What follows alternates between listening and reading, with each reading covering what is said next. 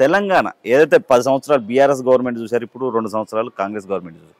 నిజంగా పోతురాజులకే కానీ శివశక్తులు కానీ ఏదైతే టెంపుల్స్లలో కానీ ఏ ప్రభుత్వం ఉన్నప్పుడు మంచిగా అనిపించింది మీకు? ఇక అది చెప్తే మళ్ళీ నన్ను ట్రోల్ చేస్తారేమో. ట్రోల్ చేసినా కానీ నేను ధర్మం కోసం అయితే చెప్తా.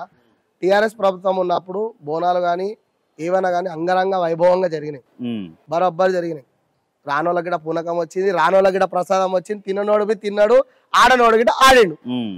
16 ఏళ్ళ పచ్చిపిల్ల అని పాట ఉందా, లేచి ఆడాలా. అట్లా టీఆర్ఎస్ గౌతమ్ అట్లా ఆడిపించింది ఆ గవర్నమెంట్. ఇప్పుడున్న గవర్నమెంట్ ఏడ ఆడితే ఆడ తీయాలి పెట్టాలి. ఇప్పుడు డీజే లేదు. ఇప్పుడు ఇంత పెద్ద జాతరలా డీజే వాళ్ళకి పొట్టగొట్టినట్టే కదా. డీజే ప్లేయర్లది కానీ, డీజే ఓనర్లది కానీ, ఆటో వాళ్ళదే కానీ. ఇప్పుడు బోనాలు స్టార్ట్ అయినాయి అంటే కిరాణా షాప్ నుంచి తీసుకొని బ్యాండ్ దుకాణం కాడు దాకా, పూల దుకాణం కాడు దాకా అందరు బతుకుతారు. దానిలో ముస్లిం సోదరులు కూడా బతుకుతారు, చాలా మంది బతుకుతారు. కానీ ఇప్పుడు అందరు పొట్ట కొట్టినట్టు డీజే పొట్ట కొడితే చాలా మంది అన్యాయం అయినట్టే కదా. అప్పుడు టీఆర్ఎస్ ఎందుకు చేయలేదు అట్లా? అందరినీ కలుపుకొని పోయింది, అందరికీ సహకారం చేసింది. ఇక్కడ వాళ్ళని ఇక్కడ మనని కలుపుకొనే పోయింది. కలుపుకొని పోయే టైన కావాలా, విడదీస్తోలు కావాలా. ఇక విడదీస్తోలు అయితే ఆ దేవుడే చూసుకుంటాడు, మనం ఎందుకు అనాలి పెద్ద నోడుతాను చిన్న మాట. అసలు తల్వార్ శివన్న ఫ్యామిలీ బ్యాక్గ్రౌండ్ ఏంటి అసలు? ఫ్యామిలీ బ్యాక్గ్రౌండ్ ఆ తల్లే అన్న, అంతా నమ్మే ఆ తల్లే. నేను ఒక్కనే అన్న, నేను ఒక్కనే. మా డాడీ వాళ్ళు 5 అన్నదమ్ములు, మా అత్త వాళ్ళు 3. నేను మాత్రం మా తండ్రికి ఒక్కని, నాకు 2 చెల్లెలు. ఈ ఫ్యామిలీ బ్యాక్గ్రౌండ్ అంటే మేము ఇక రాయలసీమల బాంబులు వేసిన వాళ్ళం అయితే కాదు, కానీ బట్టలు ఉతికిన వాళ్ళం, కష్టపడ్డ వాళ్ళం. అప్పటి నుంచి ఇప్పటిదాకా చాకలి వృత్తిని కాపాడుకునే వాళ్ళం. ఆ వృత్తిలోనే ఇప్పటికీ కొనసాగిస్తున్నాం. కొనసాగించే దాంట్లో మా తాత ముత్తాతలు చూపించిన దారిలో నేను కూడా బతుకుతున్నా. మా అమ్మ నాయన గిట్ట ఉన్నారు, మా కాకలు గిట్ట ఉన్నారు, అందరు మంచిగా ఉన్నాం. ఏదైతే మీరు ఇప్పుడు సామాన్ పూజ చేస్తారో ఫస్ట్ ఆ టైంలో ఒక పంతులు గారు కనబడతారు, ఫుల్ హంగామా అనిపిస్తుంది. ఆ టైంలో మీరు గుమ్మడికాయ తిప్పే టైంలో మీరు ఆ పంతులది కొబ్బరికాయ కొట్టేది ఉంటుంది చూడండి, ఫుల్ హంగామా అనిపిస్తుంది, భలే అనిపిస్తుంది ఆ పంతులు కూడా. ఆ పంతుల గురించి చెప్పండి కొంచెం. ఇప్పుడు పంతుల గురించి అంటే ఆయన భరత్ స్వామి, మా భరత్ పంతులు అన్న, ఆయన ఒక గాడ్ గిఫ్ట్ నాకు. మీకు ఫుల్ భలే అనిపిస్తుంది మీ ఇద్దరి కాంబినేషన్.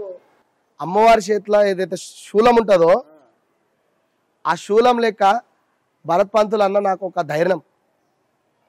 ఆయన ఒక నిజంగా ఒక గాడ్ గిఫ్ట్ నాకు ఆయన భరత్ పంతులు అన్న.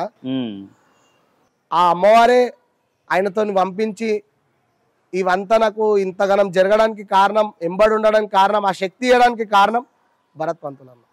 ఎందుకంటే డే ఫస్ట్ మేము ఎట్లా కలుచుకున్నామో, ఆ తల్లి మమ్మల్ని ఏడ కలిపిందో, ఎట్లా చేసిందో. కానీ ఇవాళకి ఒక అన్న లేడని ఎంతో బాధపడుతుండే. కానీ ఇప్పటికీ జీవితంలో నాకు భరత్ పంతులు అన్న ఒక అన్నలాగా మిలిగిపోయాడు నాకు. ఎందుకంటే చాలా రోజులు అనుకుంటుండే నాకు అన్న లేడు, ఎవరిని నేను కడుపు నిండా పిలుచుకోవాలి, ఎవరిని నేను తక్కువ చూడాలి ఎక్కువ చూడాలి, అందరినీ నేను ఈక్వల్గా చూస్తాను. కానీ ఒక జీవితంలో ఒక అన్నని ఇచ్చిందంటే ఒక అమ్మవారే.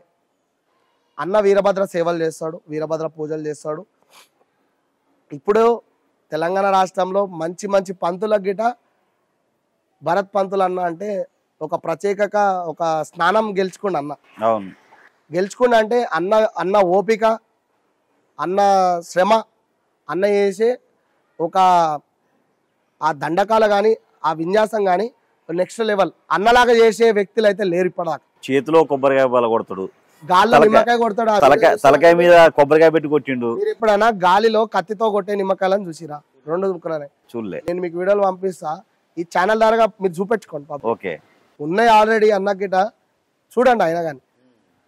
అయితే ఈ పోతరాజు సామాన్ పూజని నాకు చెడి కట్టకు కానీ మొత్తానికి ధైర్యంగా అన్న రావడం వల్లనే నేను ఈ పాతికి మంచిగా చేస్తున్నాను.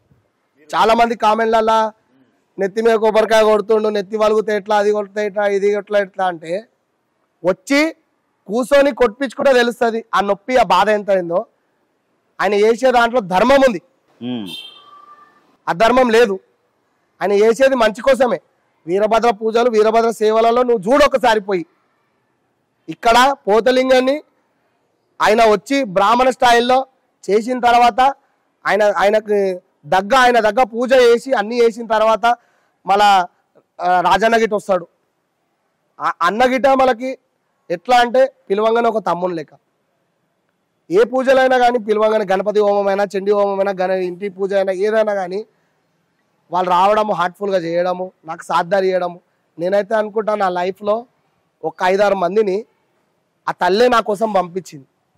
ఒక్కొక్క సంవత్సరం ఒక్కొక్క అన్నను పంపించింది. అట్లా ఈ జీవితకాలంకి ఒక భరత్ అన్నని ఇచ్చింది నాకు. మీరు అమ్మవారి భక్తుడేనా? అమ్మవారి భక్తుడిని కాదు నేను, అమ్మవారి తమ్ముడిని నేను. అమ్మవారి తమ్ముడు. 365 రోజులు నేను ఆమెకి తమ్ముళ్ళగానే గర్వంగా ఫీల్ అవుతాను. నాకు అమ్ముంది, మా అమ్ముంది, నాకు ఆ తల్లి ఉంది. నేనెందుకు భయపడతా? నేను భయపడా, చచ్చిపోతా, తల్లి దగ్గరికి వెళ్ళిపోతా, ఆడవై సేవలు చేసుకుంటా, తిందునోళ్ళని చూస్తా, అప్పుడు తమాషా చూస్తా అన్నట్టు ఉంటుంది. అన్న చాలా మంది అమ్మవారికి తొట్టెలు సమర్పిస్తారు, ఎందుకని? రంగురంగుల తొట్టెలు అంటే అమ్మవారికి చాలా ఇష్టం.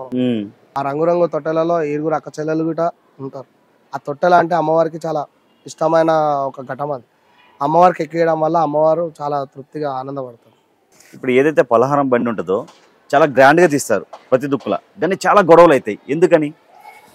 గొడవలు జరిగేదే గొడవలు జరుగుతాయి, కానీ పలారం బండి కోసం అయితే గొడవలు జరిగాయి. పలారం బండి ఇప్పుడు కొన్ని సికింద్రాబాద్ ఆ ఏరియాలో ఓన్లీ ఆ పలారం బండి తీసేటప్పుడే చాలా ఏంటంటే ధూమ్ధామ్ నువ్వు నేనా అన్నట్టు ఫైట్లు అవుతావు. హైదరాబాద్ అని కాదు, తెలంగాణ ప్రతి ఒక్క రాష్ట్రంలో అవుతాయి. ఎందుకైతే అంటే కొన్ని జగలు అవుతాయి. ఇప్పుడు పలారం బండి వెళ్తుంది, ఏదో అప్పో సొప్పో చేసుకోనో ఆయనకు మంచి కలిగిందని చెప్పి పలారం బండిలో అమ్మవారిని కూర్చోబెట్టి ఒడి బియ్యం పోసి పసుపు కుంకుమలతోని గొర్రెలు, మంచిగా కొమ్ములు తిరిగిన గొర్రెలను కట్టి అమ్మవారికి ఊరేగింపుగా తీసుకొని వెళ్తుంటే అమ్మవారు ఎంతో ఆనందపడుతుంది. ఇప్పుడు ఆనందపడ్డ అమ్మవారిని తాగేసి బ్యాండ్ ఆన్ కొట్టడము, వాళ్ళు గల్లలు పట్టుకోవడము, అది చేసుకోవడము, ఇక పబ్లిక్ ఏం అర్థమవుతుంది? ఈ పలారం బండి వస్తే గొడవలు అయితే అదవుతుంది అంటే పడనోడే ఇట్లా చేసుకుంటాడు. అది పడ్డోడైతే ఆ గొడవ చేయడు, గొడవ కానియడు. పలారం బండి సాఫీగా పోవాలి, చేస్తున్నాయనకు ఎంకరేజ్ చేసి గెలవాలనుకుంటే ఆ లెక్కలలో పోరు. ఏదైతే ఇప్పుడు పండుగ అయిపోయిన రోజు నెక్స్ట్ డే భవిష్యం అని చెప్తారు రంగం, ఆ రోజు వాళ్ళ మీదకి దేవుడు వస్తారు. పచ్చికుండ మీద నిలబడి భవిష్యవాణి చెప్తే మన తెలంగాణ రాష్ట్రంలో అయ్యేటివన్నీ వాళ్ళకి తెలుస్తాయి. గాలి వస్తుందా, దుమ్ము వస్తుందా, వరదలు వచ్చి కొట్టుకోపోతాయా, రోగాలు వస్తాయా, రోగాలు ఆపుతారా లేదా అనేది అమ్మవారు నిజంగా వాళ్ళ పైనకి వచ్చి అన్ని చెప్పిస్తారు. అసలు పచ్చికుండ మీద ఎలా నిలబడగలుగుతారన్న అసలు? అదే కదా రంగం అనే కార్యక్రమం. అదే దాన్ని చూసేయడానికి 2 కళ్ళు సరిపోవు, దాన్ని వినడానికి నీకు జన్మ సరిపోదు. అది ఒకసారి మైండ్ పెట్టి కరెక్ట్గా విన్నావు అంటే దేవుని పక్కా నమ్ముతాను. ఆదివారం రోజు ఏదైతే ఆదివారం రోజు అమావాస్య రోజు శుద్ర పూజలు ఎక్కువ చేస్తారు, ఎందుకని అసలు? నువ్వు చెప్పిందంటే తప్పు ఉంది. ఆదివారమే శుద్ర పూజలు చేస్తారని నువ్వు అంటున్నావు, ఆదివారము మంచి పూజలు చేస్తారని నేనంట. చేసుకునేటోడు అమాసకి ఎందుకు చేయడు? చేసుకునేటోడు గ్రహణంకి ఎందుకు చేయడు? గది తెలియదా మీకు? శుద్ర పూజలు చేసుకునేటోడు ఆ టైంలోనే చేసుకుంటాడు, ఎక్కడెక్కడో తిరుగుతాడు. దేవునికి పూజ చేస్తాడు, ఆదివారం చేసుకుంటాడు, మంగళవారం చేసుకుంటాడు, సోమవారం చేసుకుంటాడు. ఆదివారం అమావాస్య రోజు ఎక్కువ చేస్తారు మరి, ఎందుకని? ఈ ఆదివారం అమావాస్య అంటే అమ్మవారి కాళిక మాతకి తృప్తికరము, ఆమెకి పూజ చేసుకోవడము, ఆమెకి నైవేద్యం పెట్టడము, ఆమెకి జపం చేసుకోవడం ఆమెకి చాలా ఆనందకరం అనమాట. అలాంటివి పోయి నువ్వు పూజలు చేసుకోవాలి. కానీ ఇక శుద్ర పూజలు అవి అంటే ఇక చేసేటోడు చేసుకుంటాడు.